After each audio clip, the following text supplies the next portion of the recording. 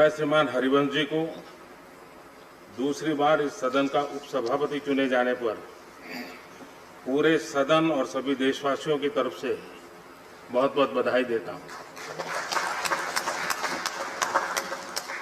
सामाजिक कार्यों और पत्रकारिता की दुनिया में हरिवंश जी ने जिस तरह अपनी ईमानदार पहचान बनाई, उस वजह से मेरे मन में हमेशा उनके लिए बहुत सम्मान रहा है। मैंने महसूस किया है हरिवंश जी के लिए जो सम्मान और अपनापन मेरे मन में है, इन्हें करीब से जानने वाले लोगों के मन में है, वही अपनापन और सम्मान आज सदन के हर सदस्य के मन में भी है। ये भाव, ये आत्मीयता हरिवंश जी की अपनी कमाई हुई पूंजी है। उनकी जो कार्यशैली है, जिस तरह सदन की कार्यवाही को वो चलाते हैं, उसे देखते हुए ये स्वाभाविक भी है। सदन में निष्पक्ष रूप से आपकी भूमिका लोकतंत्र को मजबूत करती है।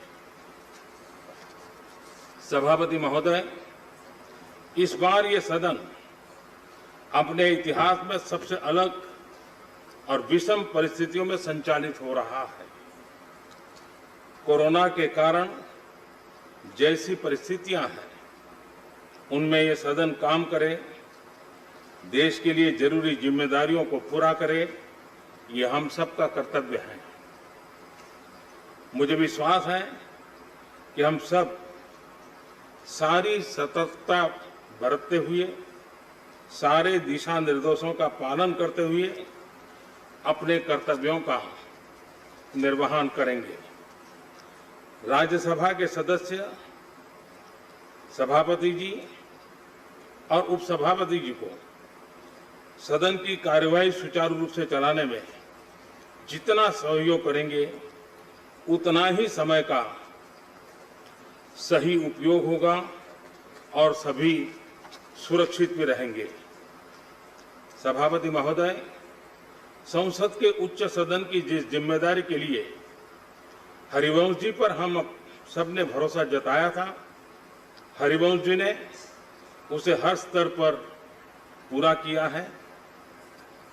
मैंने पिछली बार अपने संबोधन में कहा था, मुझे भरोसा है कि जैसे हरि सबके होते हैं, वैसे ही सदन के हरि भी पक्ष विपक्ष सबके रहेंगे।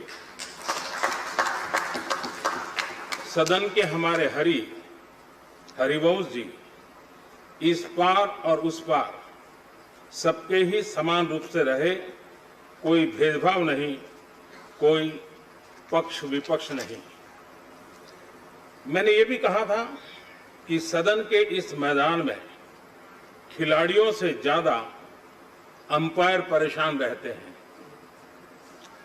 नियमों में खेलने के लिए सांसदों को मजबूर करना बहुत चुनौतीपूर्ण कार्य है। मुझे तो भरोसा था कि एम्पायरिंग अच्छी करेंगे, लेकिन जो लोग हरिवंश जी से अपरिचित थे, हरिवंश जी ने अपनी निर्णायक शक्ति, अपने फैसलों से उन सबका भी भरोसा जीत लिया। सभापति महोदय, हरिवंश जी ने अपने दायित्व को कितनी सफलता से पूरा किया है, ये 2 साल इसके गवाह है। सदन में जिस गहराई से बड़े बड़े विधेयकों पर पूरी चर्चा कराई, उतनी ही तेजी से बिल पास कराने के लिए हरिवंश जी कई घंटों तक लगातार बैठे रहे, सदन का कुशलता से संचालन करते रहे। इस दौरान देश के भविष्य को, देश की दिशा को बदलने वाले अनेकों ऐतिहासिक बिल इस सदन में पास हुए। पिछले साल ही इस सदन ने 10 साल में सर्वाधिक प्रोडक्टिविटी का रिकॉर्ड कायम किया है, वो भी तब जब पिछला साल लोकसभा के चुनाव का साल था। ये हर एक सदस्य के लिए गर्व की बात है कि सदन में प्रोडक्टिविटी के साथ साथ पॉजिटिविटी भी बढ़ी है। यहां सभी खुलकर अपनी बात रख पाए, सदन का कामकाज नहीं रुके, स्थगन न हो, इसका निरंतर प्रयास देखा गया है। इससे सदन की गरिमा भी बढ़ी है। संसद के उच्च सदन से यही अपेक्षा संविधान निर्माताओं ने की थी।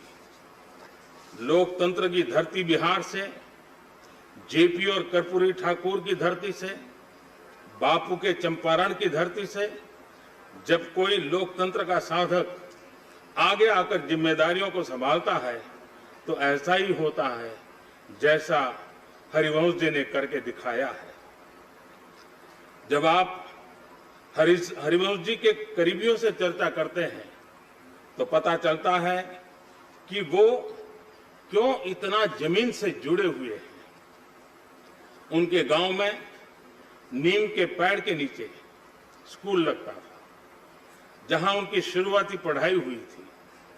जमीन पर बैठकर जमीन को समझना, जमीन से जुड़ने की शिक्षा उन्हें वहीं से मिली हुई थी। हम सभी ये भली भांति जानते हैं कि हरिवंश जी जयप्रकाश जी के ही गांव सीता बदियारा से आते हैं। यही गांव जयप्रकाश जी की भी जन्मभूमि है। दो राज्यों उत्तर प्रदेश, बिहार के 3 जिलों आरा, बलिया व छपरा में बंटा हुआ क्षेत्र, 2 नदियां गंगा और घाघरा के बीच स्थित दियारा टापू जैसा, हर साल जमीन बाढ़ से गिर जाती थी। बमुश्किल एक फसल हो पाती थी। तब कहीं जाने अनजाने के लिए और सामान्य रूप से जाने आने के लिए नदी नाव पार करके ही जा सकता था। संतोष ही सुख है। यह व्यवहारिक ज्ञान हरिवंश जी को अपने गांव की घर की परिस्थिति से मिला। वो किस पृष्ठभूमि से निकले हैं, इसी से जुड़ा एक किस्सा मुझे किसी ने बताया था। हाई स्कूल में आने के बाद हरिवंश जी की पहली बार जूता बनाने की बात हुई थी।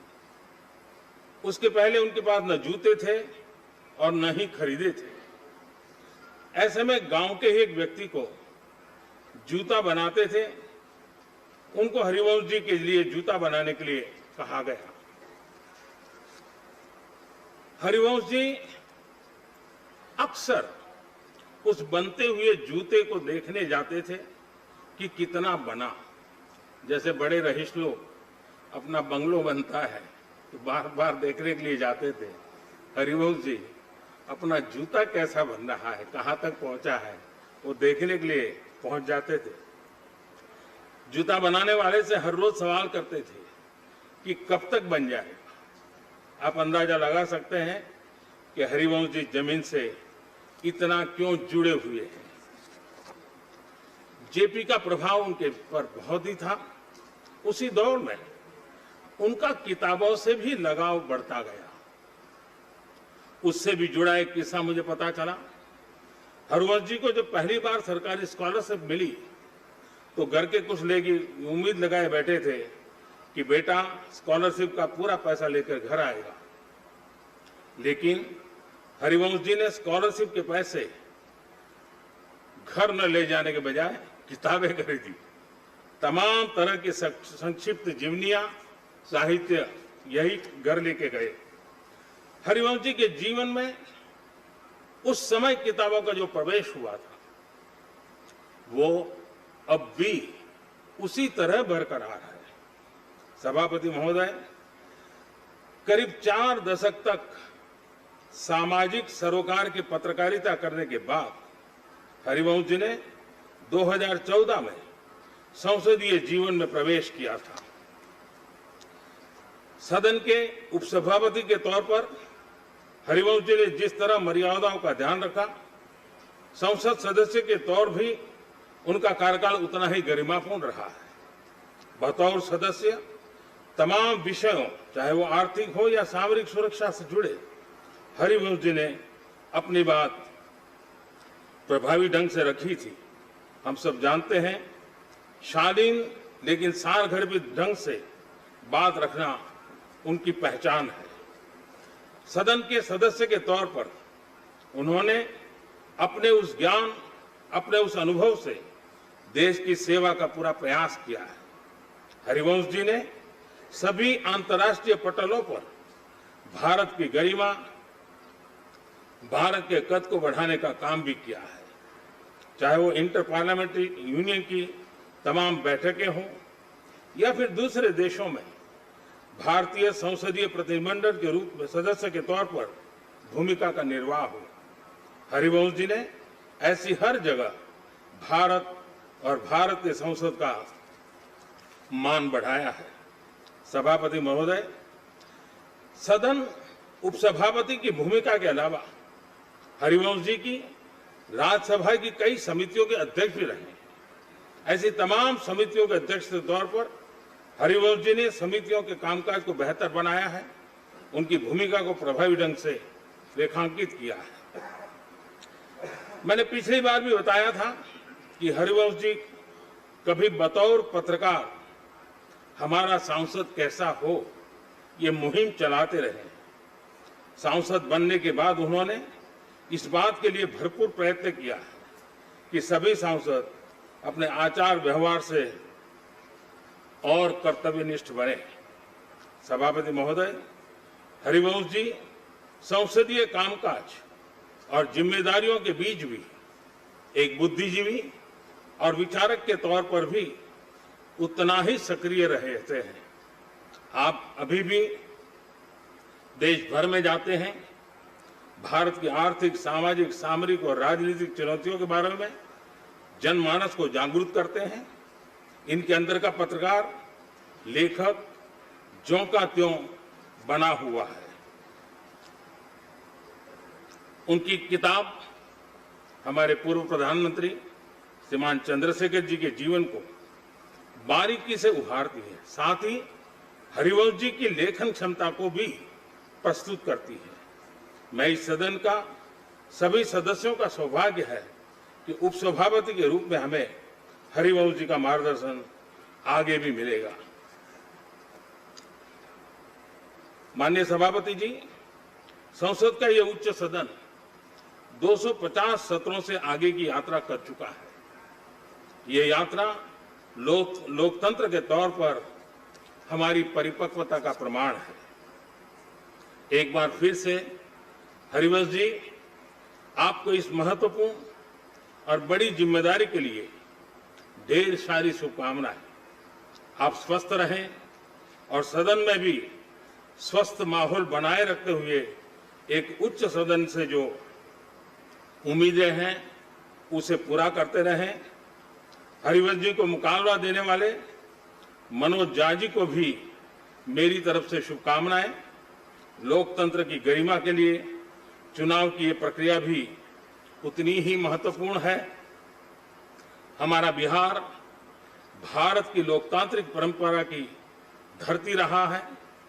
वैशाली की उस परंपरा को, बिहार के उस गौरव को, उस आदर्श को हरिवंश जी इस सदन के माध्यम से और परिष्कृत करेंगे, ऐसा मुझे विश्वास है। मैं सदन के सभी सम्मानित सदस्यों को चुनाव की इस प्रक्रिया में शामिल होने के लिए धन्यवाद अर्पित करता हूं। एक बार फिर से हरिवंश जी को, सभी सदस्यों को हार्दिक बधाई। धन्यवाद। प्रसन्न आचार्य जी।